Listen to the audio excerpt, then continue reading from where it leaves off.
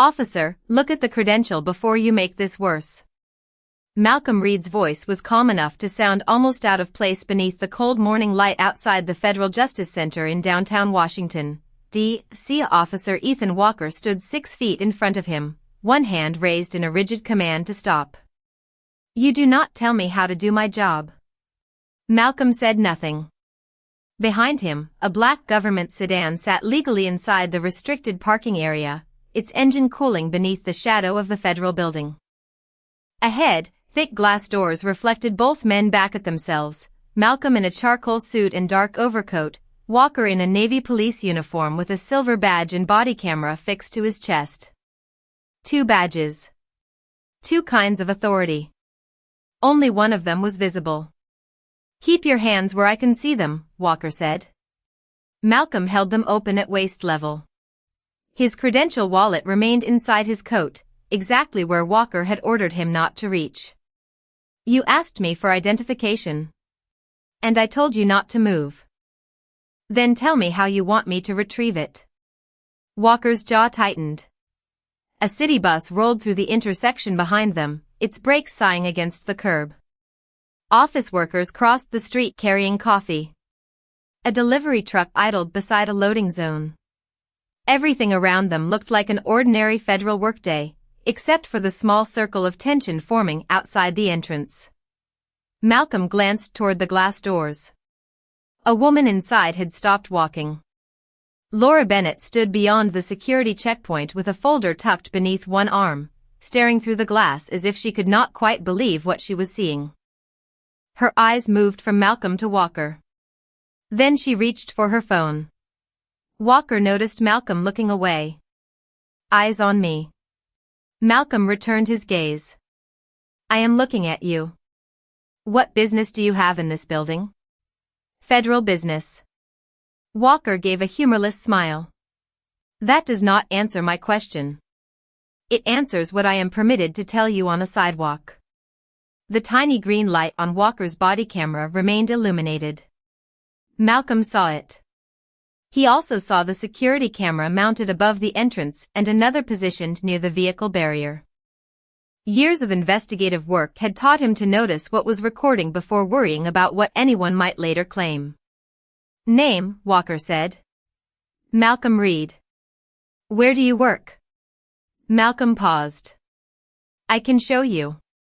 Walker immediately lifted his hand again. Do not reach into your coat. Malcolm became perfectly still. There it was. The contradiction had finally closed around the conversation. Prove who you are. Do not retrieve the proof. Answer the question. Do not give the answer that requires identification. Malcolm took one slow breath. Officer Walker, you requested identification. My credentials are inside my left coat pocket. I will not reach for them until you tell me to. Walker studied him with an expression that suggested cooperation itself had somehow become suspicious. You parked in a restricted federal area. Correct. That requires authorization. Correct. And you expect me to believe you have it? Malcolm's expression changed almost imperceptibly. Not anger. Recognition. He had heard that tone before, the moment when a question stopped being about information and became a demand to prove that he belonged somewhere. A man passing on the sidewalk slowed down. Another pedestrian turned her phone slightly toward the encounter. Inside the lobby, Laura was now speaking urgently into hers. Malcolm kept his hands visible. Verify before you escalate, he said. Walker stepped closer, still leaving space between them. I decide what needs verification. Malcolm looked once at the glowing body camera, then at the federal security camera above them. Good, he said quietly. Then we will both have a record. Walker's face hardened. Behind the glass doors, 2 federal security officers appeared beside Laura. One of them looked outside, recognized Malcolm immediately, and stopped. Laura ended her call. Her hand moved toward the door release. Malcolm saw it happen. Walker did not. Turn around, Walker ordered. Malcolm remained calm. Am I being detained? Walker opened his mouth to answer. Before he could, the heavy glass doors unlocked with a sharp mechanical click behind him. 12 minutes earlier, Malcolm Reed had been sitting behind the wheel of the same black government sedan, waiting at a red light 3 blocks from the Federal Justice Center with a paper cup of coffee cooling in the holder beside him. Washington traffic moved with its usual impatient rhythm around him. Delivery vans crowded the curb. Office workers crossed against the signal. A cyclist slipped between 2 stopped cars and disappeared toward Pennsylvania Avenue. Malcolm glanced at the dashboard clock. 8:48. His briefing started at 9. His phone connected through the car speakers as Laura Bennett answered on the second ring. Tell me you are close. Malcolm smiled. 3 blocks. That means 5 minutes in Washington. For if everyone remembers what a green light means. Laura laughed. Conference room 6.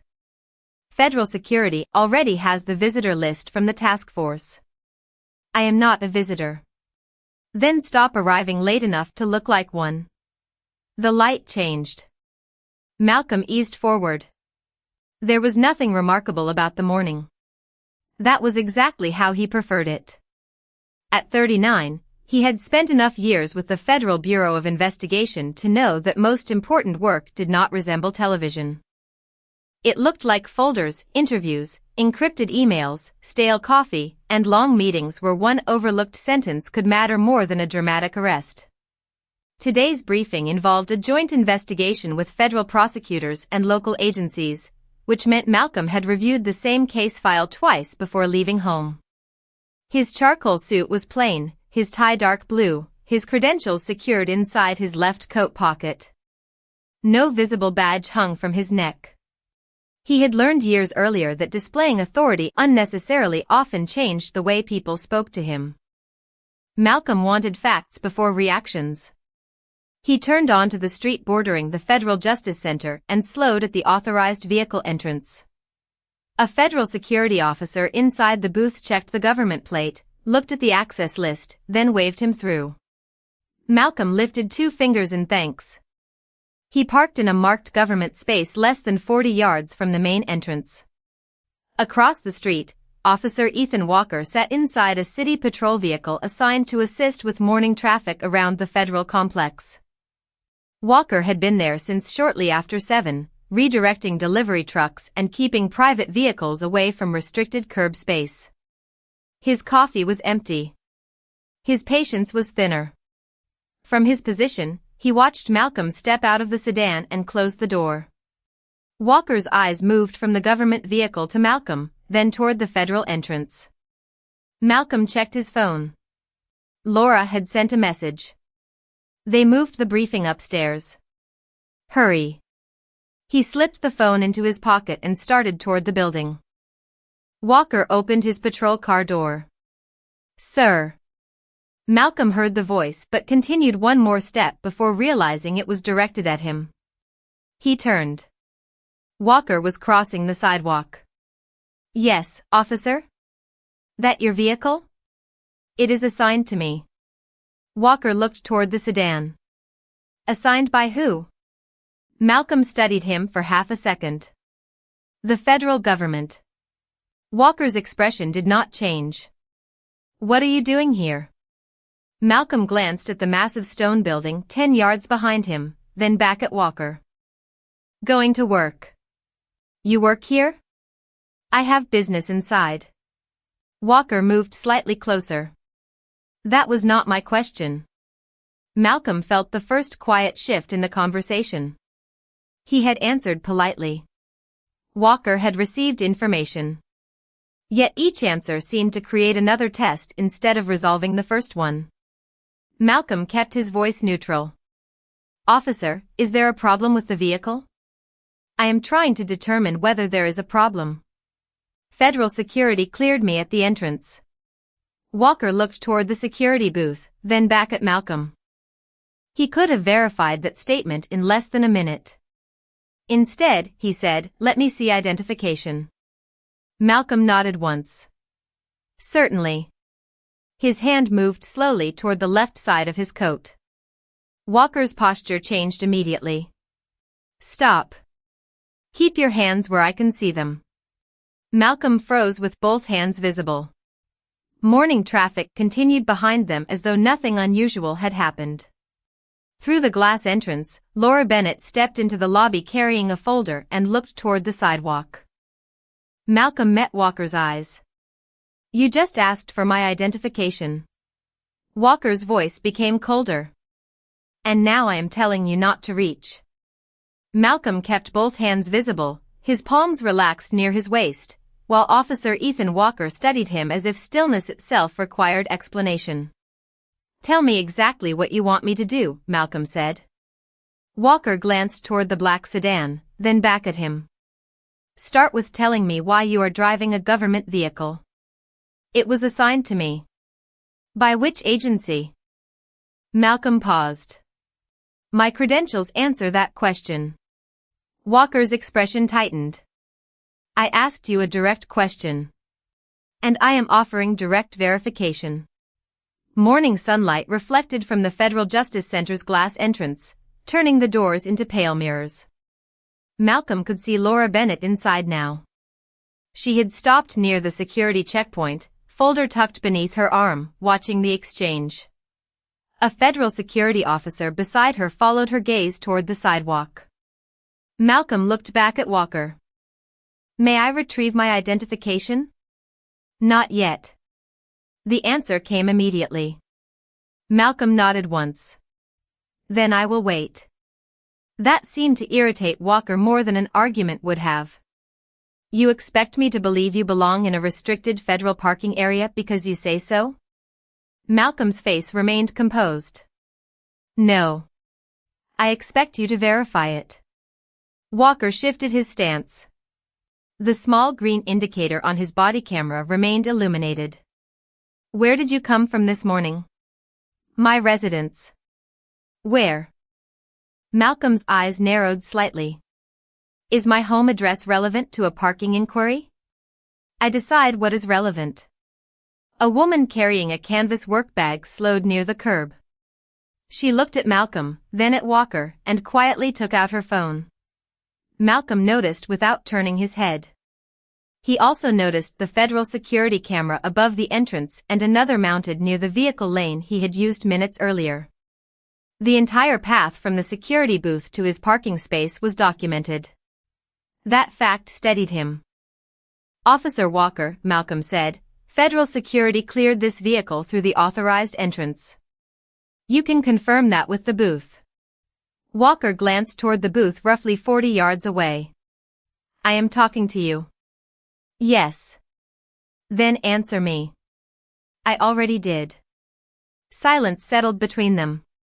A bus passed behind Walker, briefly filling the street with engine noise before moving on. Malcolm had conducted hundreds of interviews during his career. He knew when someone was gathering facts, and he knew when someone was building a conclusion first and searching for facts afterward. This felt like the second kind. Walker looked at Malcolm's suit, his coat, then the building behind him. What exactly do you do here? I am scheduled for a 9 o'clock briefing. With who? That information is not necessary for you to verify whether I am authorized to be here. Walker gave a short, humorless breath. You are making this harder than it needs to be. Malcolm almost smiled at the contradiction, but did not. I have offered identification 3 times. And I told you to keep your hands visible. They are visible. Then stop challenging me. Malcolm's voice stayed level. Asking for clear instructions is not a challenge. Inside the lobby, Laura spoke briefly with the federal security officer. He looked toward Malcolm, then checked something on a monitor. His expression changed immediately. Laura reached for her phone. Walker noticed Malcolm's eyes shift toward the entrance. Look at me when I am speaking. Malcolm returned his attention to him. I am listening. Do you have anything on you I should know about? Malcolm understood the weight of the question. He chose every word carefully. I have federally issued credentials and equipment associated with my duties. Walker's posture stiffened. What equipment? That is another reason you should verify my identity before taking this further. The woman near the curb raised her phone higher. Walker noticed her recording and frowned. Ma'am, keep moving. She remained on the public sidewalk. I am not interfering. Malcolm said nothing. He did not need another voice escalating the moment. He needed the record to remain clean. Walker turned back toward him. I am going to ask you one more time. Who do you work for? Malcolm held his gaze. Allow me to retrieve my credentials, and you will have your answer. Walker stared at him for several seconds. Behind the glass doors, Laura ended her phone call. 2 federal security officers joined her. One looked directly at Malcolm and recognized him. Then Laura started toward the entrance. Laura Bennett reached the glass entrance but did not open it immediately. She stopped beside the federal security supervisor and watched Officer Ethan Walker continue questioning Malcolm through the transparent doors. Outside, Malcolm remained exactly where Walker had ordered him to stand, hands visible, shoulders relaxed, voice controlled. The woman near the curb was still recording. A second pedestrian had slowed several yards away. Walker glanced toward them, then back at Malcolm. Turn around. Malcolm did not move. Am I being detained? I am conducting an investigation. That was not my question. Walker's jaw tightened. Turn around and keep your hands visible. Malcolm slowly turned until he faced the federal building. His own reflection appeared faintly in the glass ahead of him. Behind that reflection stood Laura and 2 federal security officers who already knew exactly who he was.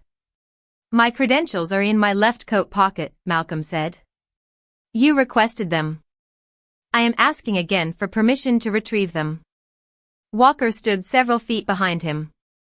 Not yet. Malcolm looked straight ahead.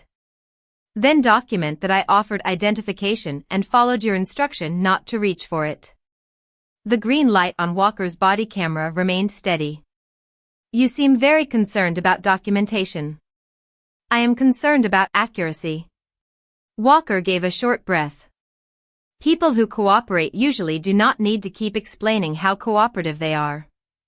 Malcolm felt the familiar temptation to answer quickly, but he let the silence sit instead. His training had taught him that silence made careless people uncomfortable.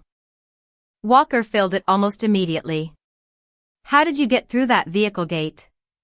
Federal security cleared me. Who specifically? The officer assigned to the booth. Name? I did not ask. Walker stepped sideways so he could see Malcolm's face. Convenient. Malcolm finally looked at him. The booth has access logs. The gate has cameras. My vehicle authorization is electronic. None of this requires you to take my word for anything.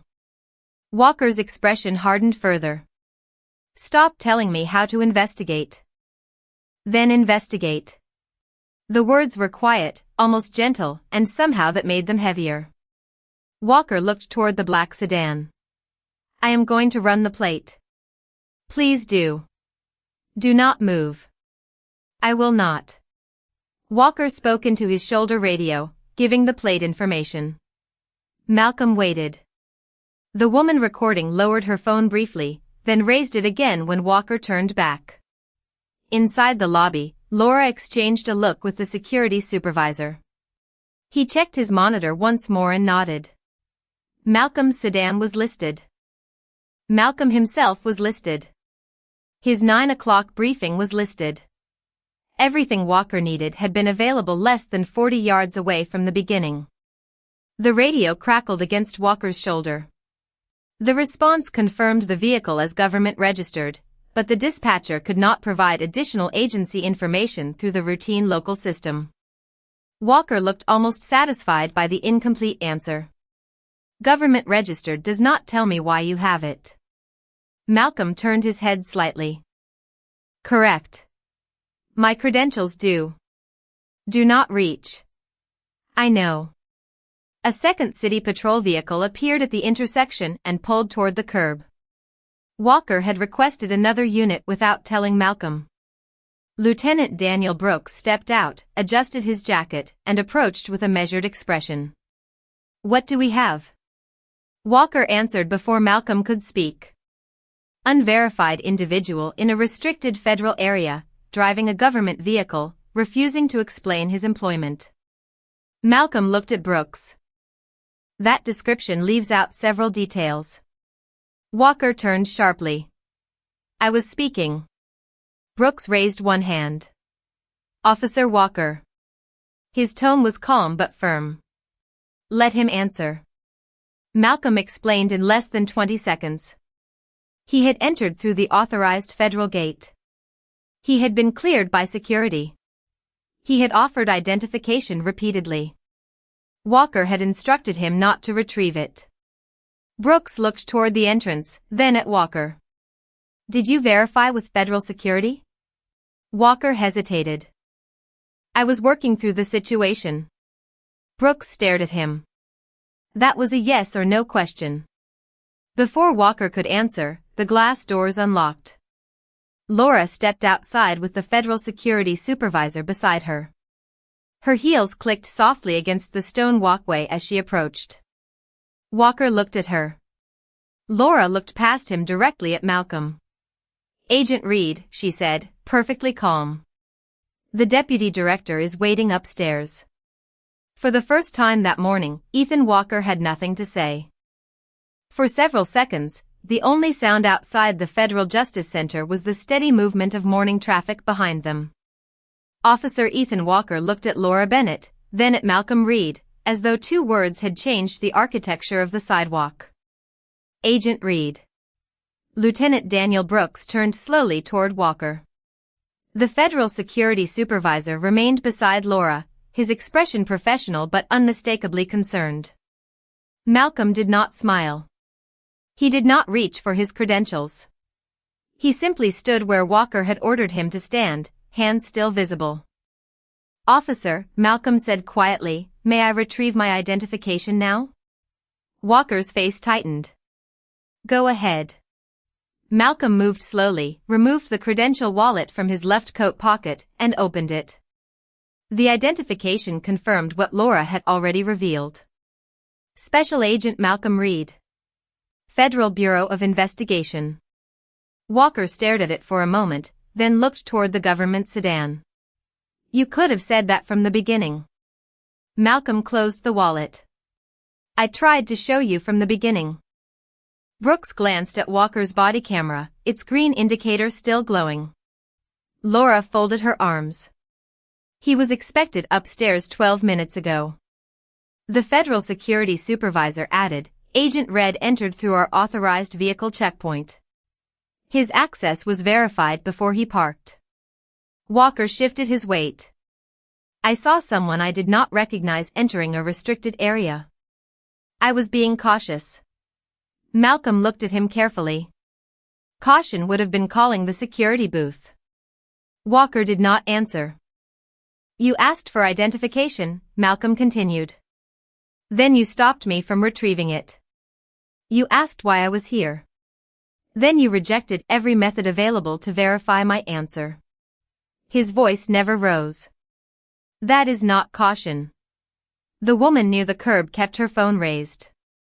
Brooks noticed her, then looked toward the security cameras mounted above the entrance. There would be no shortage of records. Walker seemed to realize the same thing. This is being blown out of proportion. Malcolm's expression changed slightly. No. It is being documented. Laura looked at Malcolm. We should get upstairs. Malcolm nodded but remained where he was for another moment. Lieutenant Brooks, I want the body camera footage preserved. Brooks answered immediately. It will be. And the dispatch audio. Yes. The security supervisor spoke next. Our exterior cameras cover the vehicle entrance and this sidewalk. We will preserve those recordings as well. Walker looked between them. For what? I stopped someone to verify access. Brooks turned toward him. You stopped someone whose access had already been verified. I did not know that. Because you did not check. Walker opened his mouth, then stopped. Malcolm slipped his credentials back into his coat. The motion was simple, almost anticlimactic. The badge that had transformed Walker's attitude disappeared from view again, leaving Malcolm looking exactly as he had 15 minutes earlier, a black man in a charcoal suit standing outside a building where he had every right to be. That detail stayed with Laura. She looked at Walker, then at Malcolm. Would this have ended differently if he had not been an agent? Walker's eyes shifted toward her. I treat everyone the same. Nobody responded. The silence did more than an argument could have. Malcolm finally stepped toward the entrance. As he passed Brooks, he stopped. Do not review this because I work for the Bureau. Brooks met his eyes. Understood. Review it as if I were an accountant, a delivery driver, or someone waiting for an appointment. Malcolm glanced back toward Walker. If the conduct only becomes a problem after you learn who the person is, then you have missed the problem. Brooks gave a slow nod. Malcolm and Laura walked toward the glass doors. The federal security supervisor followed them inside. Walker remained on the sidewalk beside Brooks while commuters moved around them and the city resumed its ordinary rhythm. Inside the lobby, Malcolm passed through security and checked the clock. 9:11. Laura walked beside him toward the elevators. You are officially late. Malcolm exhaled. I had trouble convincing someone I worked here. The elevator doors opened. Before stepping inside, Malcolm looked through the glass toward the sidewalk one last time. Brooks was speaking to Walker now, and Walker's body camera was still recording. Malcolm turned away. What he did not know was that by noon, Police Chief Robert Hayes would be watching that footage too, and the first thing that caught his attention would not be Malcolm's federal credentials. It would be how long Walker had refused to look at them. At 12:17 that afternoon, Police Chief Robert Hayes sat alone in his office with the blinds half closed and Officer Ethan Walker's body camera footage paused on his monitor. The frozen image showed Malcolm Reed standing outside the Federal Justice Center with both hands visible. Hayes had already watched the encounter once. Now he started it again. This time he ignored the voices and watched only the decisions. Walker saw the government vehicle. Malcolm explained that federal security had cleared him. Walker requested identification. Malcolm attempted to comply. Walker stopped him from reaching for it. Malcolm offered verification again. Walker refused again.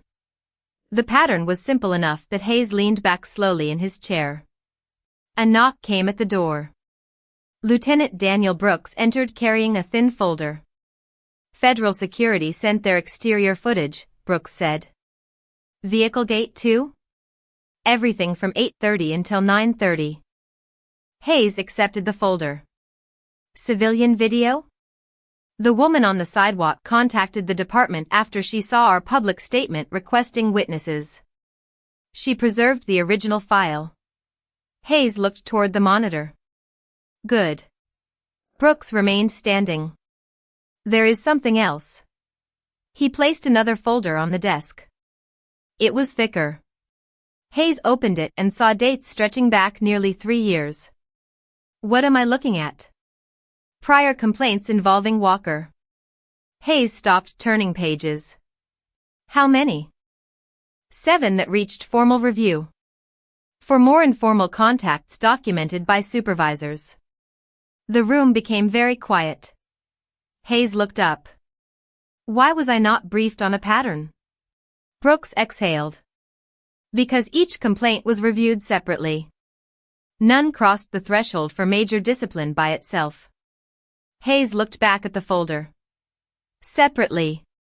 The word sounded different when he said it. One complaint described a black college professor questioned beside his own vehicle after an evening lecture. Another involved a black contractor challenged outside an office complex despite displaying a work badge. A third came from a black nurse stopped near a hospital employee entrance after an overnight shift. The circumstances differed. The language in the reports did not. Suspicious presence. Failure to immediately explain. Officer safety concerns. Unable to verify purpose. Hayes closed the folder and returned to the body camera footage.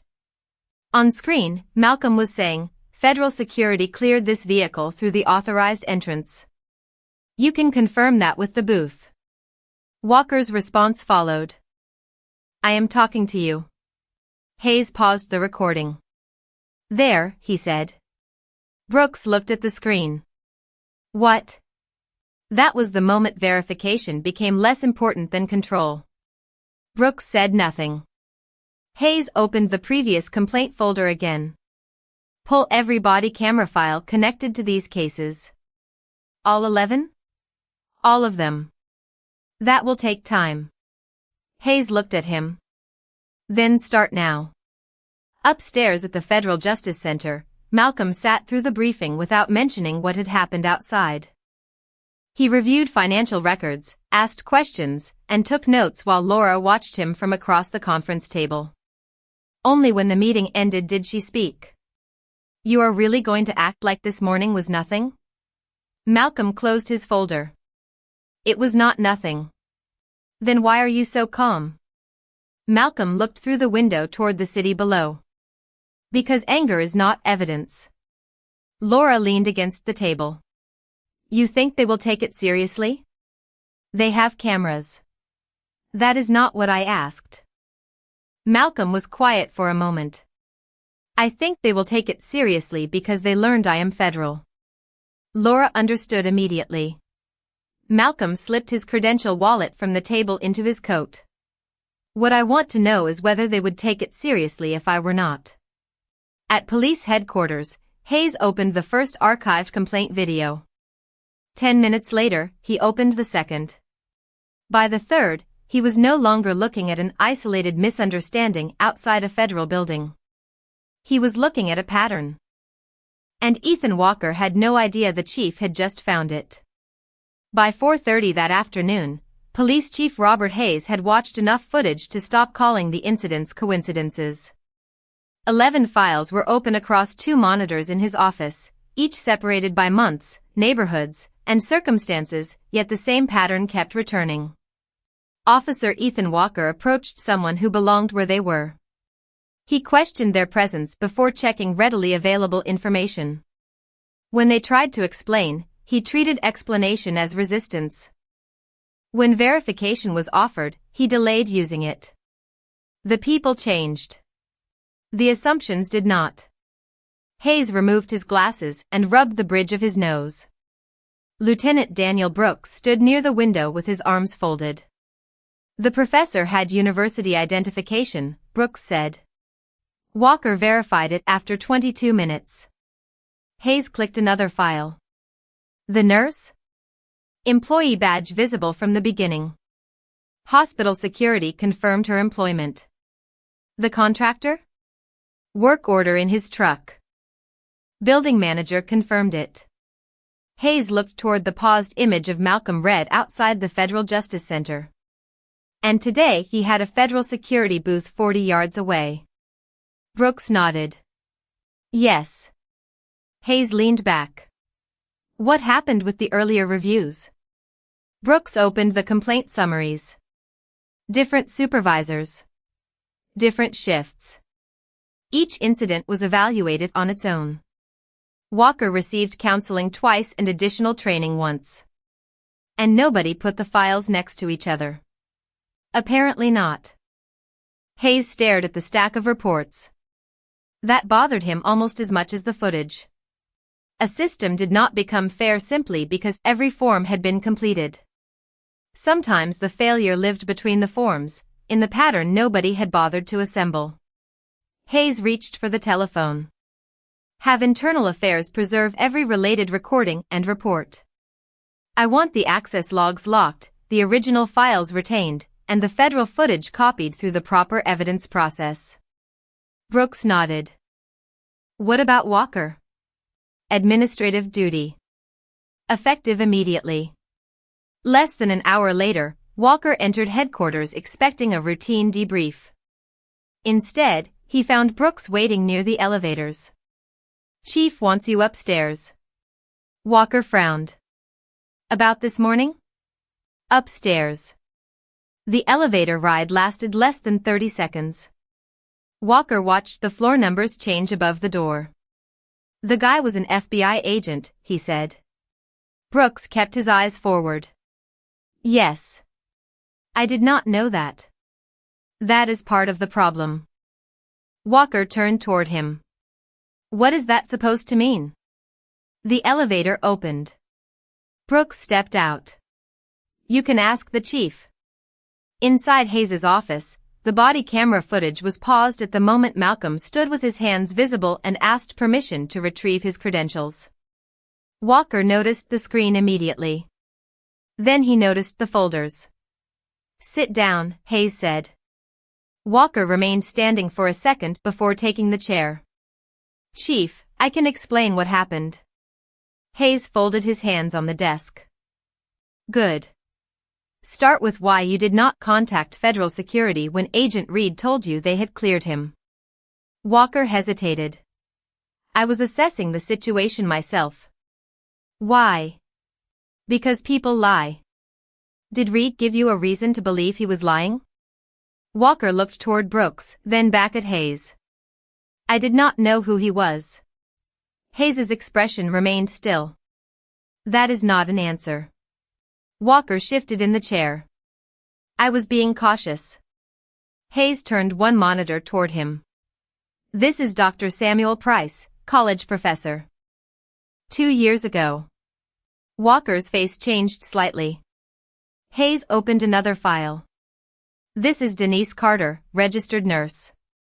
14 months ago. Another. Andre Wilson, licensed electrical contractor. 8 months ago. Walker stared at the screen. Those cases were reviewed. Separately, Hayes said. I reviewed them together. Silence filled the office. Walker finally understood that Malcolm's FBI credential was no longer the center of the conversation. Hayes leaned forward. The question is not why you stopped one federal agent today. The question is why the same assumptions keep appearing whenever certain people have to prove they belong somewhere. Walker's mouth opened, but no answer came. Across town, Malcolm was leaving the Federal Justice Center when his phone rang. The number belonged to police headquarters. Special Agent Reed? Hayes said when Malcolm answered. This is Chief Robert Hayes. I have reviewed the footage. Malcolm stopped beside the glass doors. And? Hayes looked through his office window at Walker sitting silently across from him. And this is bigger than what happened to you this morning. Malcolm's expression grew still. Then do not make me the reason you finally noticed it. Hayes looked down at the 11 files. You are not, he said. The evidence is. Chief Robert Hayes ended the call with Malcolm Reed and placed the telephone beside the 11 case files spread across his desk. Officer Ethan Walker remained seated across from him, no longer trying to explain. Lieutenant Daniel Brooks stood near the door, watching the silence settle over the room. Hayes opened the first complaint again, then the second, then the report from that morning. You keep calling this caution, he said. Walker looked up. Because that is what it was. Hayes turned the monitor toward him. The frozen image showed Malcolm standing outside the Federal Justice Center, hands visible, federal security less than 40 yards away. Caution checks facts, Hayes said. Caution uses the security booth. Caution verifies the government plate. Caution looks at identification when it is offered. He tapped the stack of reports with one finger. What you did was decide who belonged first, then make them prove you wrong. Walker shifted in his chair. Chief, none of those complaints resulted in findings serious enough for termination. Because we reviewed them one at a time. Hayes's voice remained quiet. That was our failure. It does not become your protection. Walker glanced toward Brooks. So this is because Reed works for the Federal Bureau of Investigation. Hayes shook his head. No. His credentials are the reason today became impossible to ignore. They are not the reason you are sitting here. He opened the complaint involving Dr. Samuel Price. Professor. Then Denise Carter. Nurse. Then Andre Wilson. Contractor. Hayes looked directly at Walker. Different people. Same assumption. Walker's face hardened. I never used a racial slur. I never said anything about race. Bias does not require an announcement, Hayes replied. Sometimes it shows up in who gets questioned, who gets doubted, and who has to keep proving they belong. Nobody spoke for several seconds. The air conditioner hummed above them. Somewhere beyond the office wall, a telephone rang and stopped. Hayes closed the folders. Internal Affairs has completed the preliminary preservation review. Your body camera footage is intact. Federal security footage confirms Agent Reed entered through the authorized checkpoint.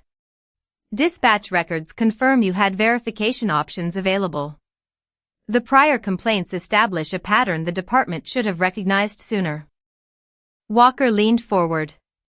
You cannot decide my entire career in one afternoon. Hayes's expression did not change. Your career was not built in one afternoon. Neither was this record. Walker stared at him. Hayes opened a final document and placed it on the desk.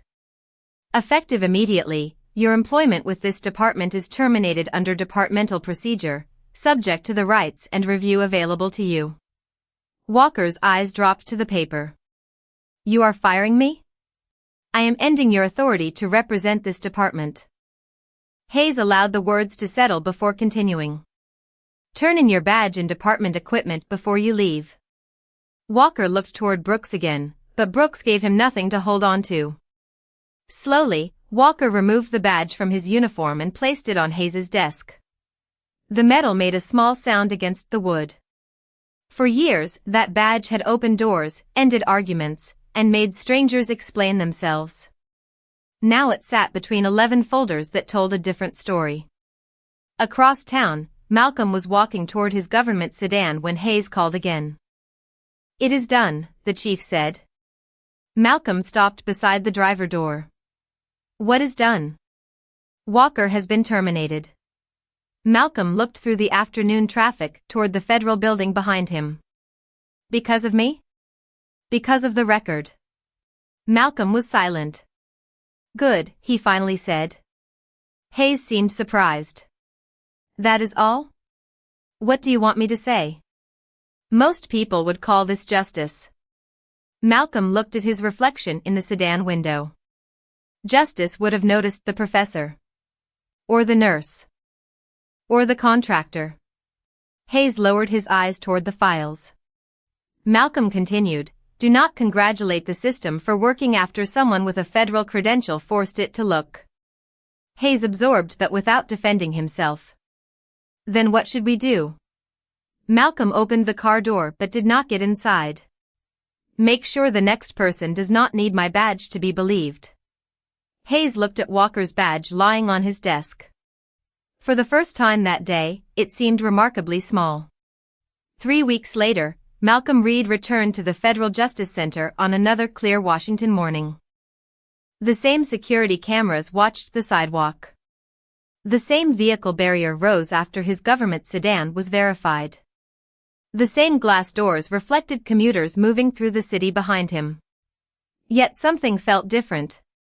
Malcolm parked, stepped out, and adjusted his charcoal coat.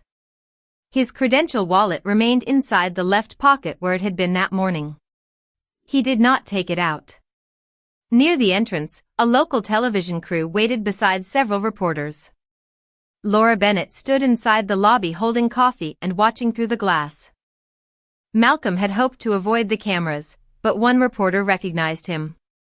Agent Reed, can we ask you one question? Malcolm stopped. More microphones turned toward him. Do you believe justice was served when Officer Walker was fired? Malcolm looked toward the building entrance before answering. Accountability happened. Is that different from justice? Sometimes. The reporter waited. Malcolm continued. Accountability asks what happens after someone does something wrong. Justice also asks why it took so long for anyone to notice. Another reporter stepped forward. The police department says it is reviewing previous complaints and changing supervisory procedures. Does that satisfy you? Malcolm's expression remained thoughtful. That is not for me alone to decide. But you were the person stopped. I was the person whose job title made everyone pay attention. The sidewalk became quiet. Malcolm reached into his coat slowly and removed his credential wallet.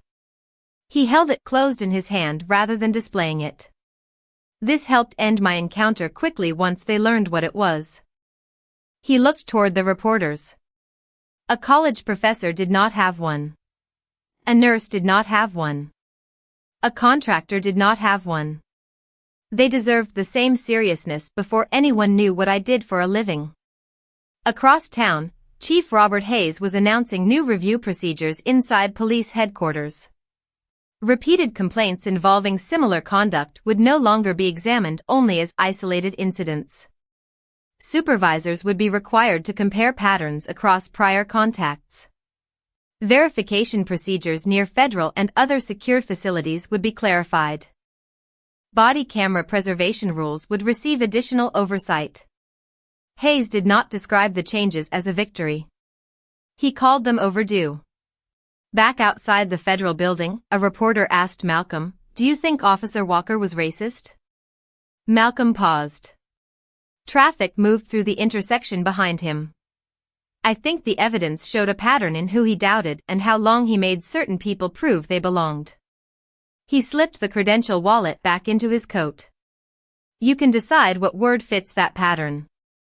My concern is what institutions do when they see it.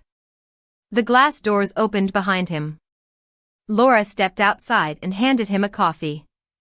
You know the meeting started 2 minutes ago. Malcolm accepted the cup. I am developing a reputation. For being late? Apparently. She smiled, then looked toward the reporters. You finished? Malcolm nodded. They turned toward the entrance together. At the security checkpoint, the federal officer on duty greeted Malcolm by name, but Malcolm noticed someone standing several feet away, a young black delivery driver holding a package and speaking with another security employee. The employee checked the shipping information, verified the destination, and politely directed him toward the correct entrance. It took less than 30 seconds. No suspicion.